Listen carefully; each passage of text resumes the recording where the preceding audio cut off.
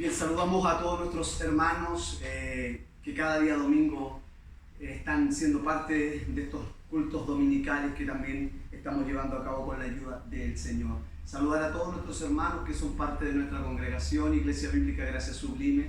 Bueno, darles un saludo cariñoso a ustedes, hermanos, y alentarles también a que cada domingo podamos estar ¿cierto? Escuchando la palabra del Señor. Y esperamos en el Señor, en su providencia, ¿cierto? En su soberanía, que muy pronto podamos estar también congregados, que es el anhelo de nuestro corazón, poder reunirnos juntos para adorar el nombre de nuestro Señor Jesucristo. Así que hoy quiero compartir con ustedes un nuevo mensaje de la palabra del Señor.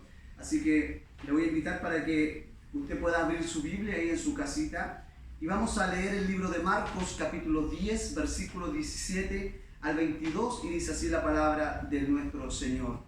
Dice: y cuando se puso en camino Jesús, por supuesto, vino uno corriendo y arrodillándose le preguntaba: Maestro bueno, ¿qué he de hacer para heredar la vida eterna? Y Jesús le dijo: ¿por qué me llamáis bueno? Ninguno es bueno sino solo Dios. ¿Saben los mandamientos? No asesines, o no matarás, no adulterarás, no hurtes, no des falso testimonio, no defraudes, honra a tu padre y a tu madre. Y él le dijo: Maestro, todo eso lo he guardado desde mi juventud. Entonces Jesús, habiéndole mirado fijamente, sintió amor por él. Y le dijo: una cosa te falta.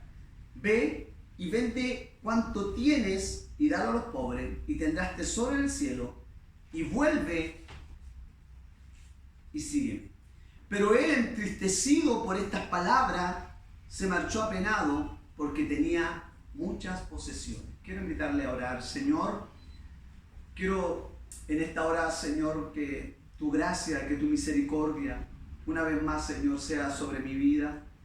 Quiero pedir la asistencia de tu Espíritu Santo y quiero agradecer este tiempo y este momento, Señor, en que nos permitirás compartir de tu palabra. Oro en esta hora por cada hermano y hermana que oirá esta palabra, Señor. Y pido que, Señor, tu palabra corra en sus vidas y en sus corazones y sea glorificada, Señor, para la gloria y honra de tu gran y poderoso nombre. Gracias, Señor. Amén. Bien, entonces quiero compartir con ustedes y hablar hoy día cómo Jesús se revela a un joven casi perfecto. Lo quiero mostrar, por supuesto, a través de la palabra del Señor. Y mire, y quiero compartir hoy día este evento porque, bueno, para muchos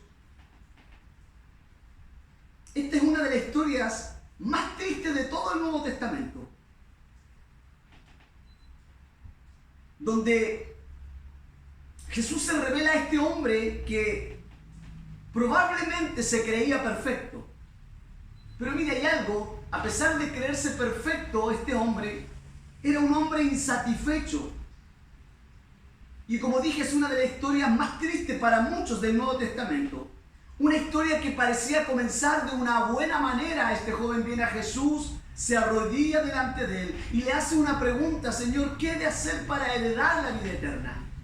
Y creo que frente a esa disposición y frente a la pregunta de este joven, pareciera que al oír la respuesta de Jesús, este hombre sería hallado en su manera o en su condición perfecto, o ya estaría perfecto para heredar la vida eterna. Pero vemos que el final de esta historia termina de una muy mala manera o de una forma muy triste.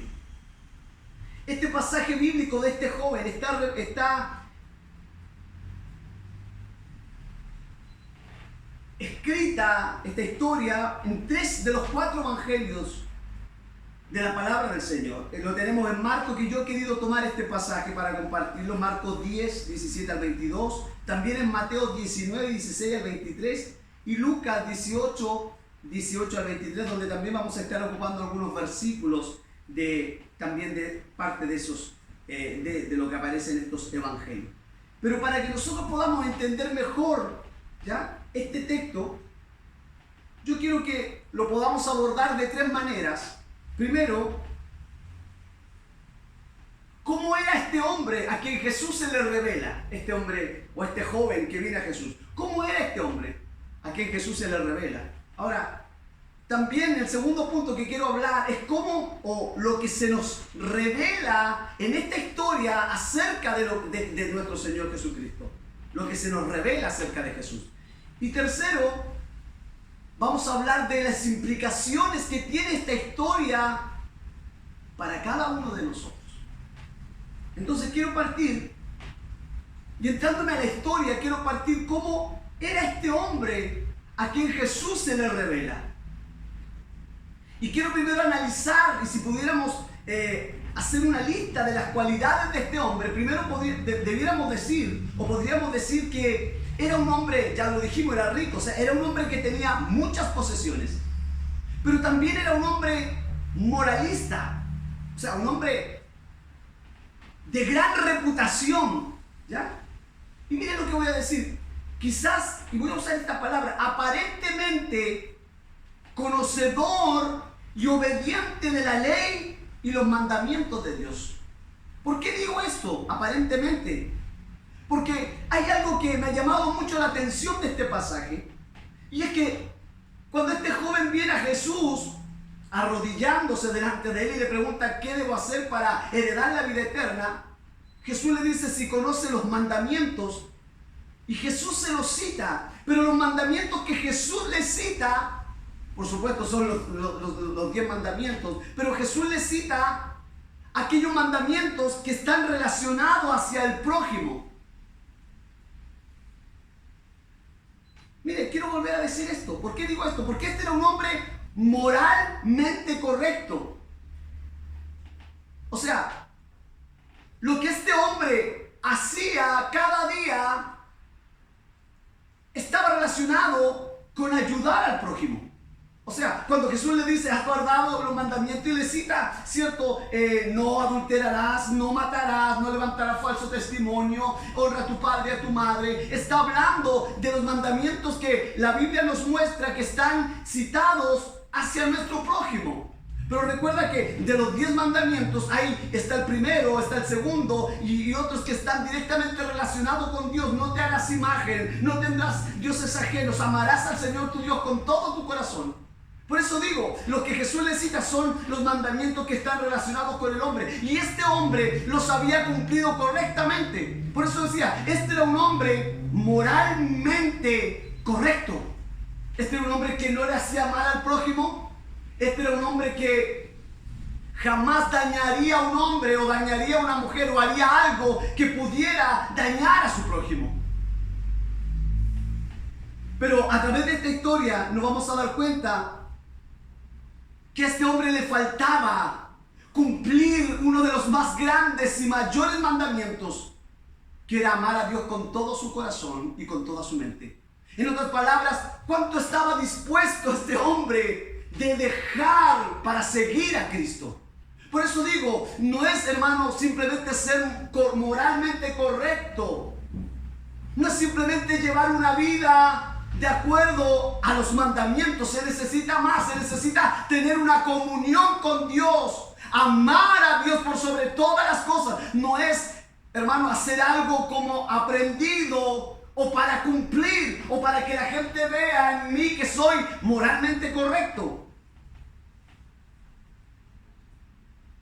Pero a pesar o además de lo que he dicho de este hombre, de las características, al mismo tiempo que era correctamente moral, que tenía muchas posesiones, este hombre,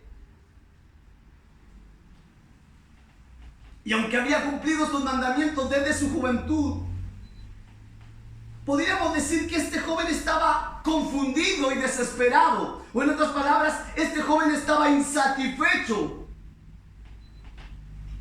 Y mire, y voy a decir más. Porque cuando uno comienza la historia y ve y dice, he cumplido estos, sí, he hecho estos mandamientos, lo he cumplido, uno puede decir, este es un creyente o un cristiano perfecto que todos debiéramos evitar. Pero vuelvo a decir, estaba confundido, estaba desesperado y insatisfecho con su vida. Es más, era orgulloso, y lo que me muestra al final del pasaje, era orgulloso y era avaro. En otras palabras, era un pecador. Mira, quiero decirlo más, no era un joven simplemente rico. Era un hombre, y lo que nos muestra Lucas 18:18, era un hombre prominente o gobernador. Es lo que nos puede mostrar Lucas. Ahora, como gobernador, este hombre vivía una vida privilegiada, no solo a lo que era el nivel material, sino que también gozaba del prestigio entre los suyos. ¿Por qué? Porque era, vuelvo a decirlo, un hombre moral.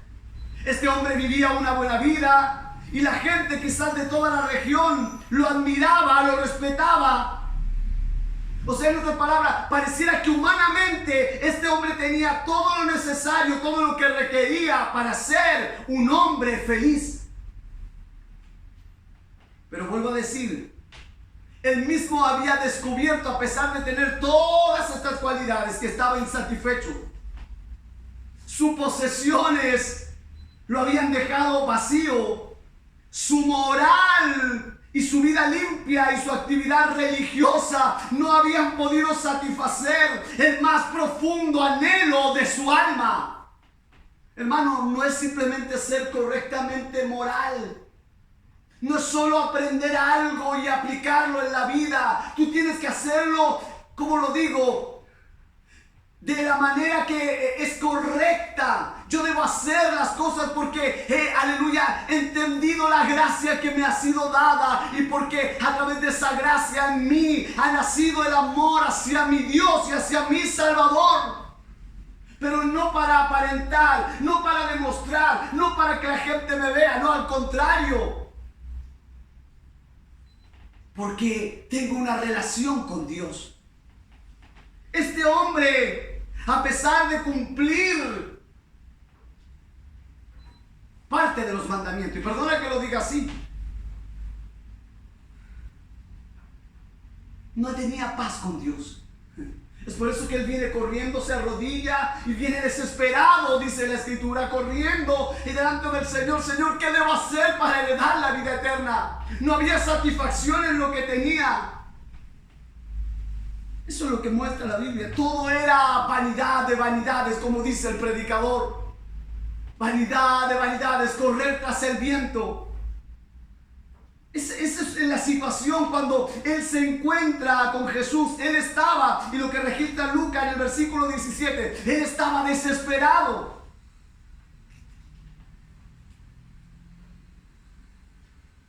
Estaba desesperado.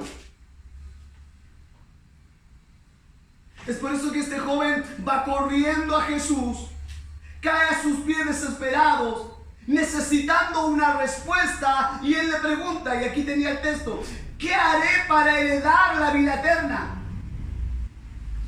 Este joven, quizás es probable que él pensaba, y como lo vemos con la historia, que la salvación él la podía ganar. O sea, he obtenido el respeto de la gente me admira, soy un hombre prominente, importante, cumplo los mandamientos en cierta parte. O sea, era un hombre casi perfecto.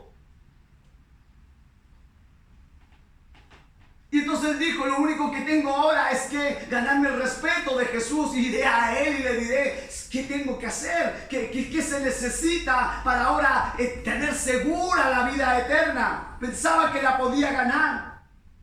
Quizás él había crecido, como muchos creyentes, con una mente del hacer, como muchos cristianos que creen que pueden ganarse el cielo por hacer ciertas cosas dentro del evangelio. Hay algunos que creen que si ganan o alcanzan a más personas, entonces estoy seguro en el cielo. Pero te digo, hermano, la salvación es solo por gracia. Nada de lo que tú puedas hacer podrá darte la salvación. Al contrario, todo lo que tú haces, lo haces porque eres un salvado, si es que lo eres. Él había sido formado con esa mente. Ahora él cree que lo que le falta es conseguir esa salvación, como lo ha conseguido todo lo demás, y lo digo, en su vida, ganándoselo para sí mismo. Pero Jesús lo escucha y le responde, ¿tú quieres la vida eterna? Y aquí Jesús le pregunta, ¿guardas sus mandamientos? Y mira, él dice, lo he guardado desde entonces. Vemos los pasajes en los que leí en Marcos, Jesús se lo enumera. Y Jesús responde, mira, una cosa te falta. Versículo 21 de Lucas 18. Ve y vende cuanto tiene y dalo a los pobres. Y mira, y tendrás tesoro en el cielo. Entonces vienes y me sigues. Ahora, ¿sabes? Al escuchar el joven estas palabras, se nubló el entendimiento de él. Ese optimismo que él traía alegre de su estado de ánimo se rompió. ¿Sabes? La respuesta de Cristo trajo un real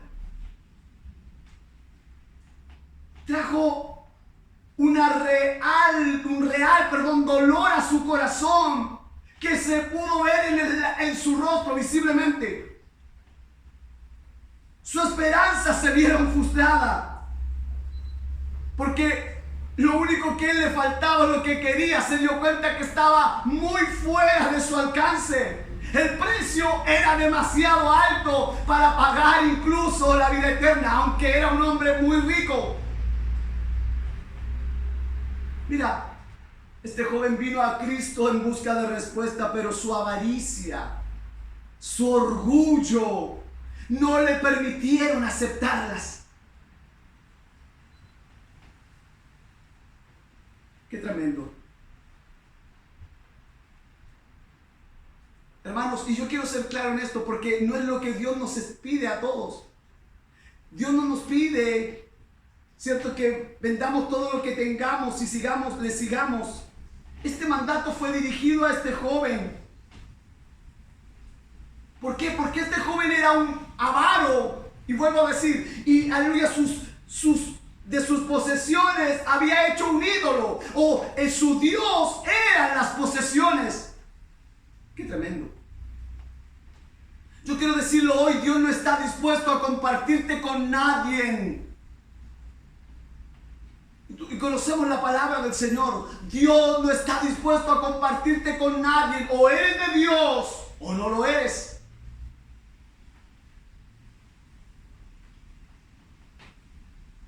Mira, a pesar de que, como dije, tenía muchas posesiones, tenía una gran reputación, era conocedor, obedecía la ley o los mandamientos de Dios, pero estaba tan confundido por su orgullo, por su avaricia, que no pudo abrazar la vida eterna. Fue una vida triste y desperdiciada. Qué tremendo. Por eso, al final, cuando apliquemos esta palabra a nuestra vida, nos vamos a dar cuenta de cosas muy importantes y vamos a tener que reflexionar de una manera tremenda hoy. Ahora, quiero en el punto 2 mostrarte lo que se revela acerca de nuestro Señor Jesucristo en esta historia. Y miren, lo primero que yo quiero ver, la abundante gracia de Dios para este hombre. Porque cuando este hombre viene a Jesús, Jesús ya conocía su corazón. Sabía que era un hombre orgulloso, sabía que era un hombre avaro. Pero él en su gracia y en su misericordia no se rehúsa a conversar con él y a responder las preguntas de este hombre. Es más, Jesús estuvo presto a dejar sus obligaciones y a detenerse a responderle a este hombre que estaba atribulado. Eso es lo primero que podemos ver acerca de nuestro Señor Jesucristo, nuestro glorioso Señor. Y mira, y hay algo que me gusta mucho, que es lo segundo. Porque también podemos ver que Jesús se le revela como el Dios bueno. Cuando el joven se le acerca y le dice, maestro bueno, mire, hay algo muy extraño en esto. ¿Por qué? Porque en la traducción judía no se le permitía llamar bueno a nadie, ya que este era solo un atributo de Dios. Pero mira, Jesús le dice, ¿por qué me llamas bueno al joven rico? Nadie es bueno sino solo Dios. O sea, lo que vemos aquí en este comentario es que este hombre deja claro al llamar bueno a Jesús que Él era Dios, o al llamar bueno a Cristo que Él era Dios. ¡Qué glorioso, qué tremendo! Eso es lo segundo que puedo ver aquí.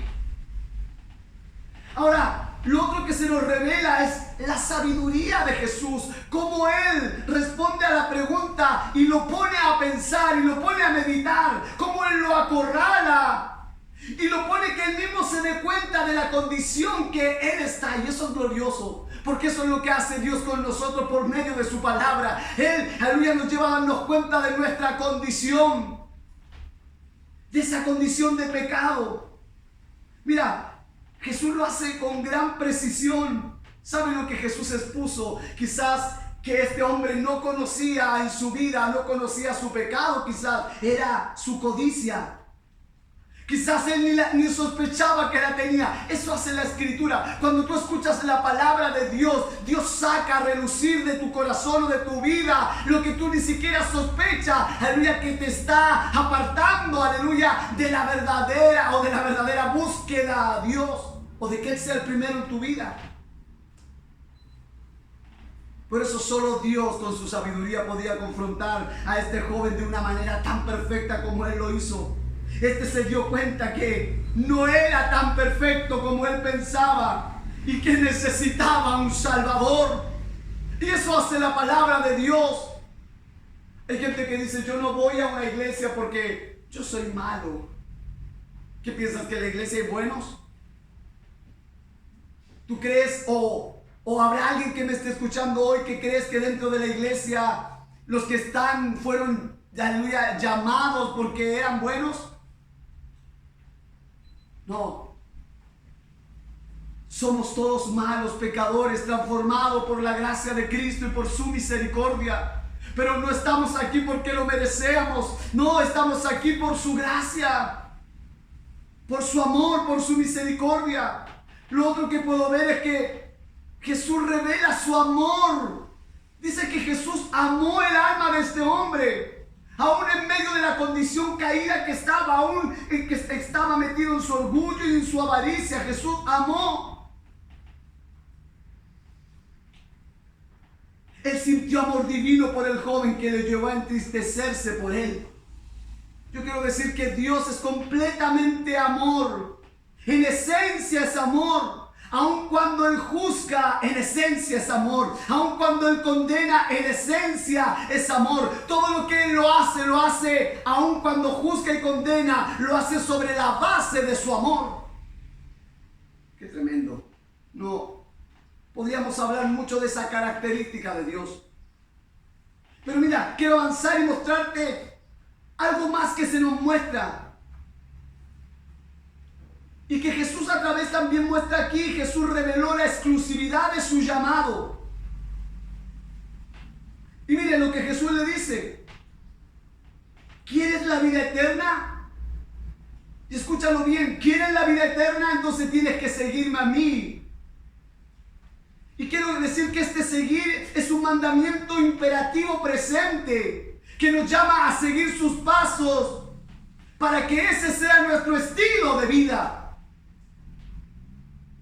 Mira, el mandato al joven de vender sus bienes y darlo a los pobres era un llamado para revelar lo que había en el corazón de este joven rico.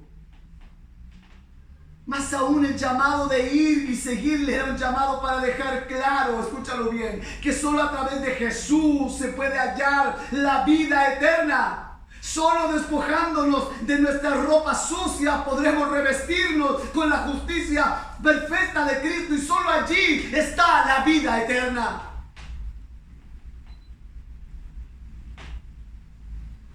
Mira, por último, lo que se nos revela en esto, o en esta historia de Jesús, se nos revela claramente que Él es la vida eterna, que Él es nuestro tesoro en la tierra y en el cielo.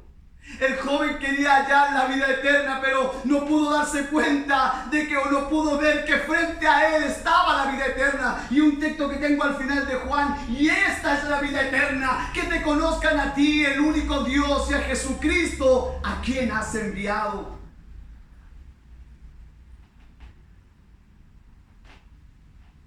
Qué tremendo pasaje, qué tremenda historia.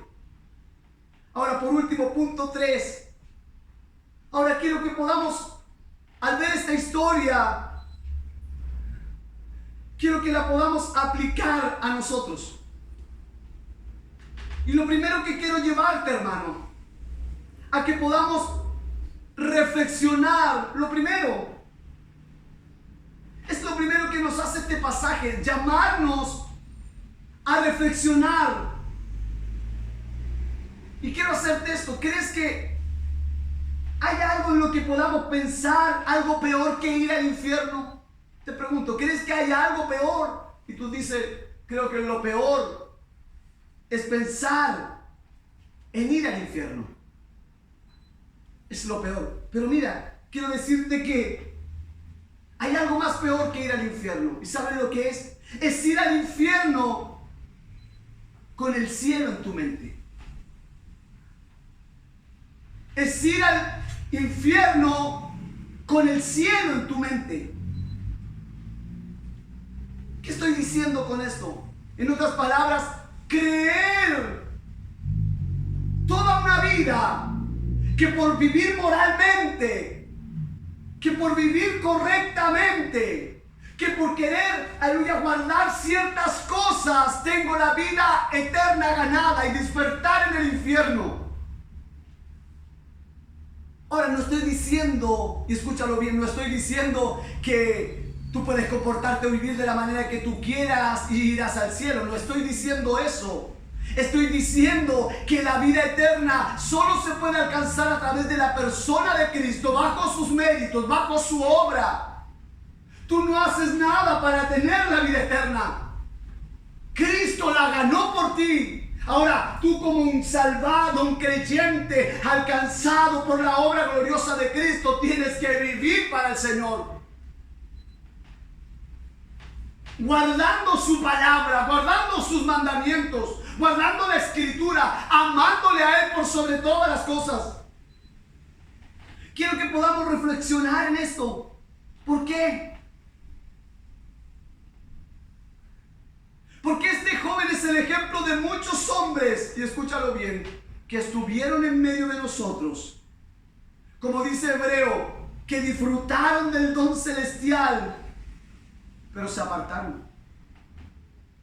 ¿Sabes? Y mira lo que voy a decir. Yo no imagino en la Escritura una agonía mayor que la que Judas debió y debe estar viviendo. ¿Sabes por qué? Porque él estaba con Cristo.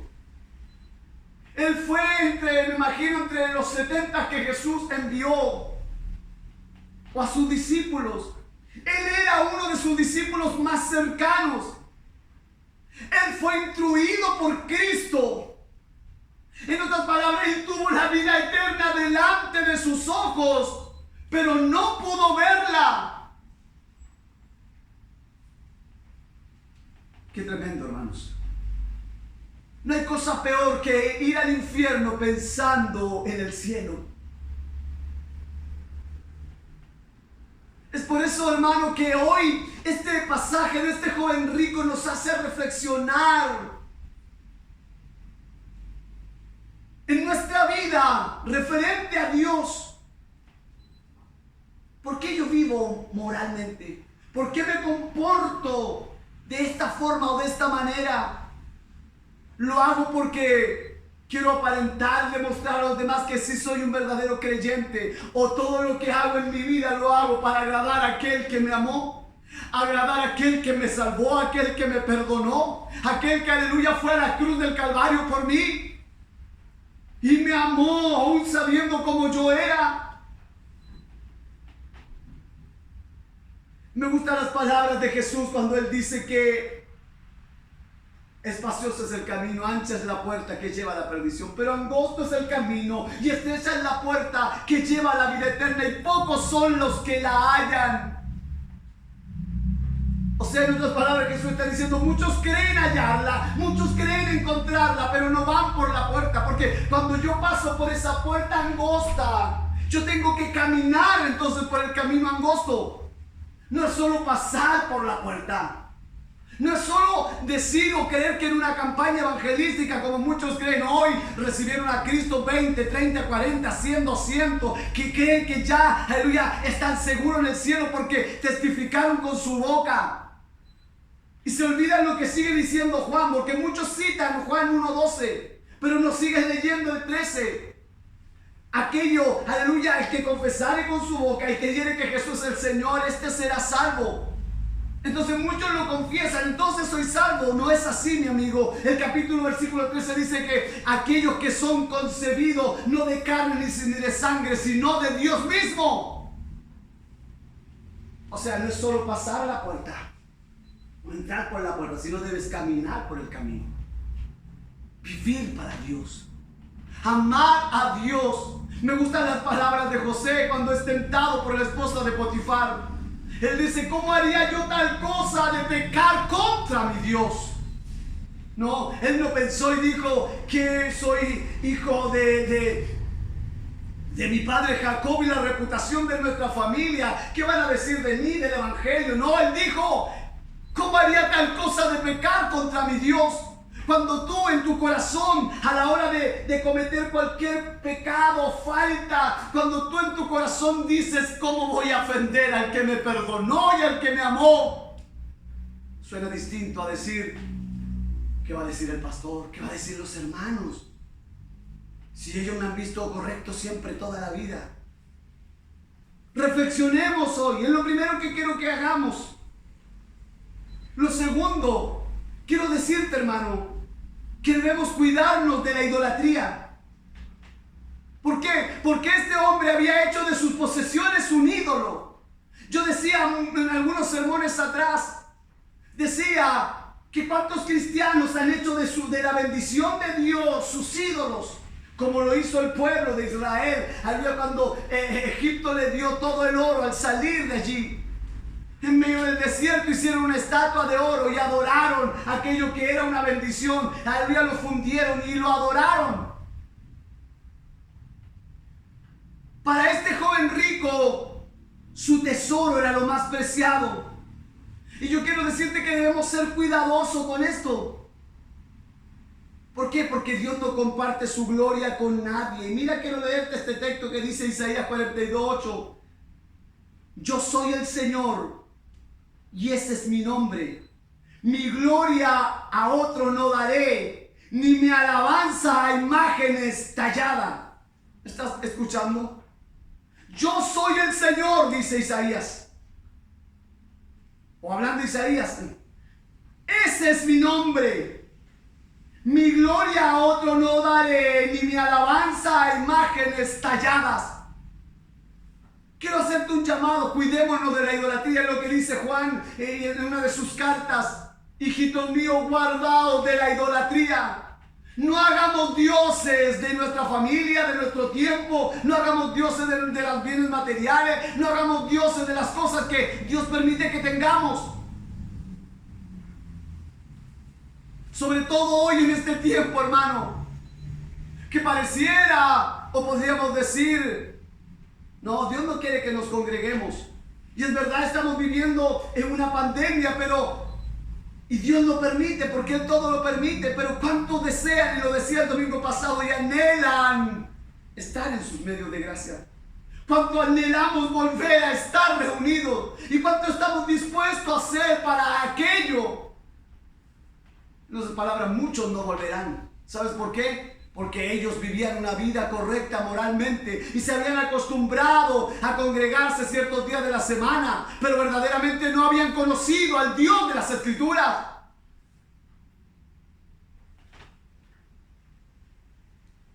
Para avanzar, recordemos que nuestras buenas obras no nos salvarán. Y esta historia nos deja claro que la salvación es solo por la fe. Todo lo que él había hecho durante muy joven, como él lo dice, todas sus obras no ganaron el favor de Dios. Y vienen a mí las palabras del hijo pródigo cuando se vio allí en el charco y idea un plan para volver a la casa de su padre. Iré a mi padre y le diré: Padre, he pecado contra el cielo y contra ti, y no soy digno de de que me hagas uno de tus hijos, hazme como a uno, ¿cierto? De aquellos que te sirven en tu casa, como un jornalero. Él tenía un plan, pero cuando él llega y su padre lo ve, su padre no escuchó lo que él quería decirle. Porque el padre, aleluya, quería demostrarle que lo que él iba a hacer no podría ganarse su perdón. Él le daba su perdón solo porque lo amaba y por su gracia. Pero él quería de una otra forma dar a su padre, pagar a su padre, o hacer algo que pudiera compensar el daño que le había hecho a su padre. Tú no puedes compensar con nada el daño que hemos hecho, aleluya, al ir tras nuestro corazón, el haber pecado, el haber caído delante de Dios. Pero aún así Él nos espera como aquel Padre amoroso para perdonarlo, pero dándonos a entender que su gracia, y eso es lo que nos muestra este pasaje, que solo no es por nuestras obras, que solo es el favor de Dios que podemos tener la vida eterna. Incluso este joven podría haber vendido todos sus bienes y dárselos a los pobres y aún así no alcanzar la vida eterna, porque todavía le faltaba algo y era seguir a Jesús. Quiero decir que la vida eterna solo se encuentra por la fe al seguir a Jesús. Y eso es lo que Jesús le estaba pidiendo a este joven. Que tuviera fe, que al vender lo que tenía, dándose a los pobres para así poder seguirlo libremente. No era que al venderlo, ¿cierto?, ya ganaría la vida eterna por la obra que había hecho. No, eso lo dejaría libre para seguir a Jesús. ¿Cuántas cosas nos impiden a nosotros? Y quiero decir, y esto puede sonarte raro, pero quiero decirte que sigamos a Jesús, no solo a las leyes y a los mandatos. Y esto es lo que hacía este joven rico. Seguía las leyes y los mandatos, pero no a Jesús. Quiero decir que Jesús es el camino, que Jesús es la verdad. Él es la vida. Los mandamientos de Dios nos revelan el carácter de Dios, nos revela quién es Dios.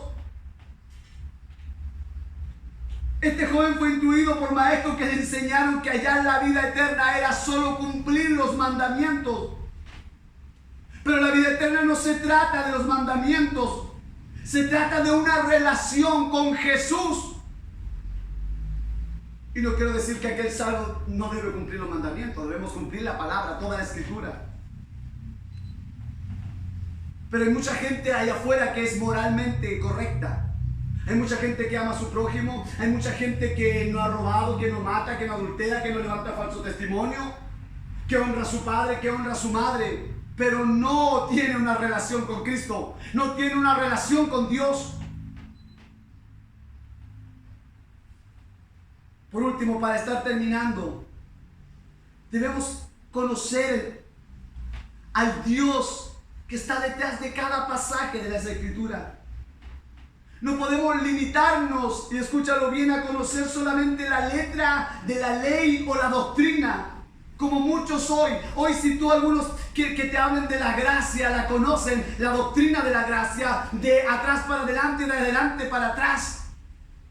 Pero te pregunto, ¿tienes una relación con Dios? ¿Conoces al Dios que está aquí en la Escritura? Sí, al estudiar la palabra debemos deleitarnos, poder deleitarnos en conocer al Dios que reveló esta Escritura.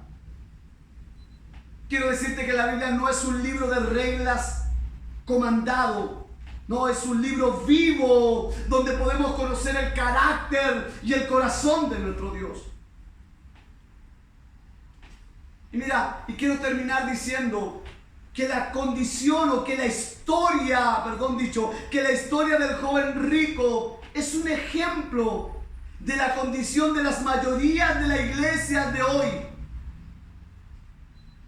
Esta historia de este joven rico es el ejemplo, y lo digo nuevamente, de la condición de la mayoría de las iglesias en el día de hoy. Y es la triste realidad de la iglesia cristiana en que muchos han formalizado su membresía, pero nunca se han unido realmente a Jesús. Muchos están preocupados del número que asiste. No, en mi iglesia asisten 70, somos 80 hermanos, somos 90, somos 100, 1000, 2000. Hemos hecho formar el libro. Aquí están escritos cada hermano y cada hermana. Pero la pregunta es, ¿se han unido realmente a Jesús? ¿Que Él es la cabeza de la iglesia?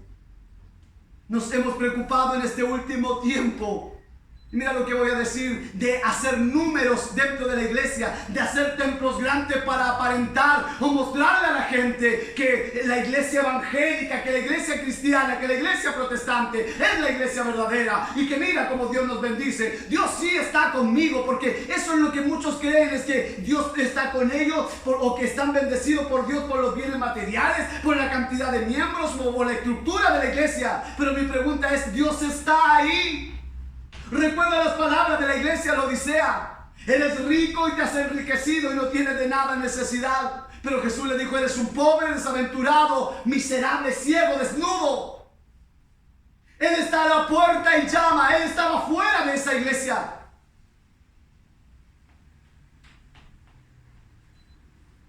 Muchos tienen una religión, pero carecen de la relación con Dios. Muchos hoy tienen conocimiento mental sin cambio de corazón. Conocimiento mental, conocen las doctrinas de la palabra de Dios, pero no hay cambios en su corazón.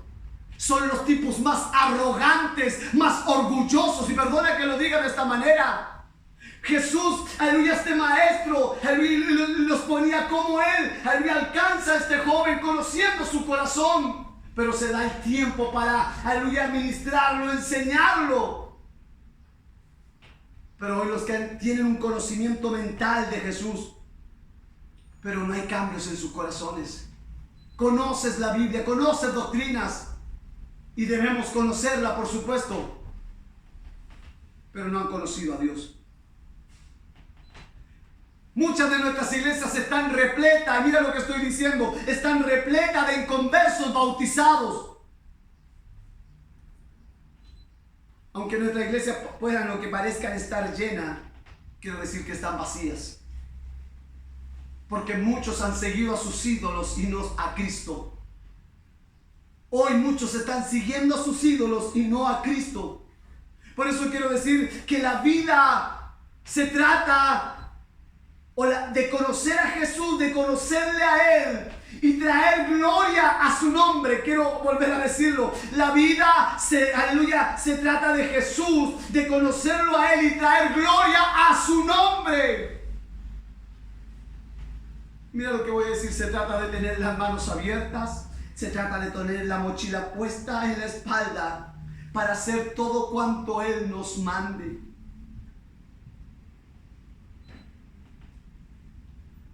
Hoy muchos dicen estar predicando el evangelio, llevando la palabra, pero traen gloria para ellos, es más, para su orgullo, su jactancia. Muchos hoy son como Nabucodonosor. ¿No es acaso esta la gran Babilonia que yo construí? Te pregunto, ¿hemos meditado que hoy nuestras iglesias estén vacías? Hemos meditado como iglesia de Cristo que hoy nuestras iglesias no se estén ocupando tremendos templos, y no nos hemos puesto a pensar que hemos caído en, aleluya, en ese espíritu que nos ha llevado a quien construye el mejor templo o quien llena más una iglesia de gente. Pero no nos hemos preocupado como pastores, como líderes, de predicar el evangelio y que aquel evangelio provoque transformación en los corazones. Como decía alguien, la iglesia está llena de gente, y cuando tú predicas la palabra se van, pero se va la gente.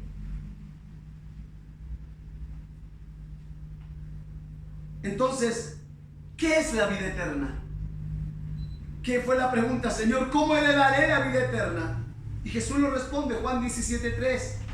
Esta es la vida eterna: que te conozcan a ti, el único Dios verdadero, y a Jesucristo a quien has enviado. Esa es la vida eterna: que te conozcan a ti, el único Dios verdadero, y a Jesucristo a quien has enviado. Que la gracia del Señor sea con cada uno de nosotros. Padre, quiero darle gracias porque me bendice con tu palabra. Porque, Señor, me llevas a reflexionar una vez más. Porque me llevas, Señor, Padre mío, a meditar, Señor, una vez más. Y a través de esta palabra mover mi corazón. Te doy gracias porque siento mi corazón ministrado por tu palabra. Y espero que muchos hermanos y muchas hermanas sean ministrados a través de esta palabra. Podamos meditar y reflexionar, Señor, a través de este ejemplo, al revelarte a este joven, Señor rico, que él se consideraba perfecto, pero se dio cuenta al venir a ti que no lo era. Señor, ¿cuántos, Señor, se creen perfectos? Pero cuando venimos a ti, Señor, nos dimos cuenta que éramos, Señor, nada. Que éramos los más pecadores, Señor. Bendícenos, Señor, en el nombre de Jesús.